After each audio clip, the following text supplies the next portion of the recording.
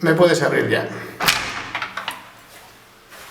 Me quedo detrás de la puerta y después me voy. Exacto. Ya puedes salir si quieres, así al volver ya no te pillo.